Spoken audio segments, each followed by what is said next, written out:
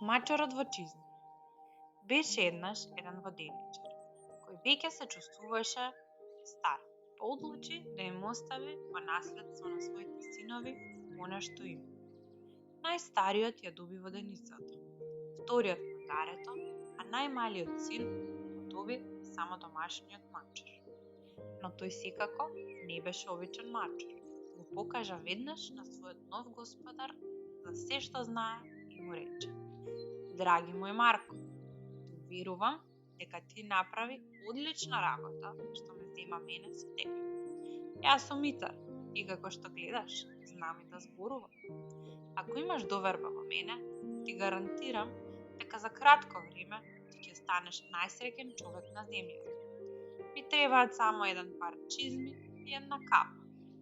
На младиот господар не му остана друго, освен да го послуша советот на мачорот и да му го обезбеди она што го бараше. Така опремен, мачорот со чизмите се упати во кралскиот дворец и му понуди на кралот две убави ереници, велејќи му дека ги испратил неговиот господар, маркизот од Карабас.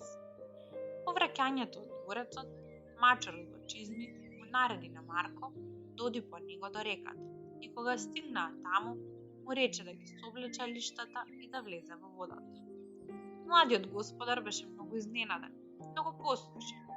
Малку потоа вида како пристигнува кралската кочија, а мачорот почна да вика: Не можам повеќе, привлекувајќи го вниманието на кралот.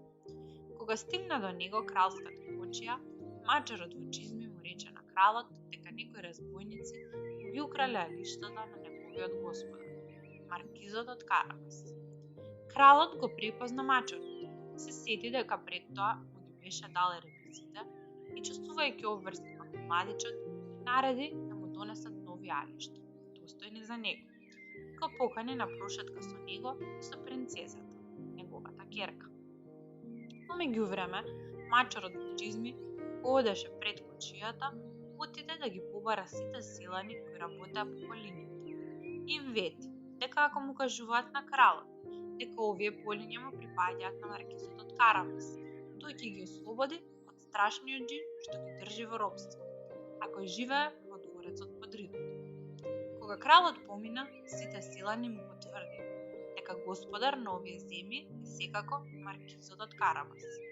Во меѓувреме, мачорот во чизми се затрча кон дворецот на џинот.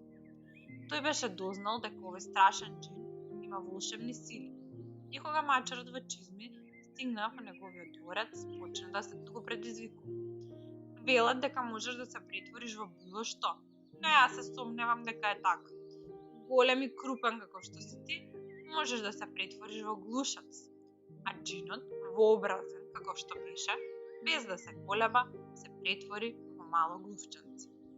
Тогаш мачорот не чекаше многу, туку со еден скок се направи добар залак. Точно на време, бидејќи во тој момент стигна кочијата на кралот. Мачорот во чизми отиде да ги пречека кралот, принцезата и неговиот господар и ги однесе да го видат дворецот кој беше полн со богатство, велејќи му на кралот дека се ова му припаѓа на маркизот од Карабас. На восетениот крал не му остана ништо друго да прави, освен да му честита на младиот Марко за неговото гостопримство.